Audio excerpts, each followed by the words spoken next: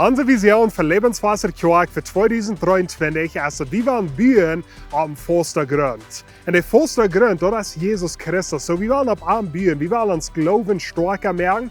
Wir wollen unsere Gemeinschaft mit Jesus stärker machen. Und wir wollen jeder Tag Dollar so werden, als was Jesus Christus ist. Dass den Tag, wenn der Sturm kommt, dass uns Haus wird stehen bleiben und wird nicht anfallen.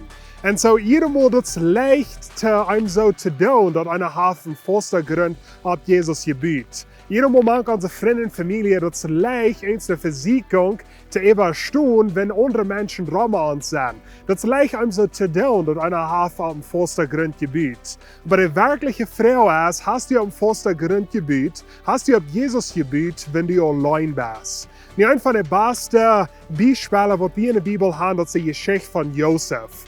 Nu, Josef, der wie in der Sklaverei verkauft, der wie weit auf von Freunden und Familie. Und wenn heute in Ägypten wir, dann wird eine andere Frau, die mit Josef will schlafen.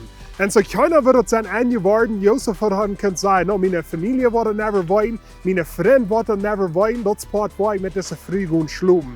Aber Josef sagt, wo kann ich uns das tun, und jen mein Gott singen. Josef hat einen Fausta Grunt, und man reicht, wenn kein anderer Kirchen dort, heute kann die Versicherung überstehen. Heute hat seinen Grund ab Gott gebüht. Und so das ist eine Frage für uns. Haben wir uns Grund ab Jesus Christus gebüht, besonders wenn wir keine Menschen dran sind, wenn wir allein eins sind. Wo ist uns Grund gebüht? Kann wir auch sagen, wenn wir direkt eversens dort down an Jesus singen. Wenn wir uns Grund ab Jesus gebüht haben, dann denken wir an Jesus und wir wollen, dass Jesus kickt immer nur ans Leben und wir wollen immer besser und besser werden, wir wollen uns Glauben stärker machen. Und so das ist eine Frage für uns. Wenn ihr das Video hast, gleich weil ich like dran auf Facebook, subscribe dran auf YouTube, check das Video an mit Ihrer Freunde und Familie und wir sehen uns nächste Woche.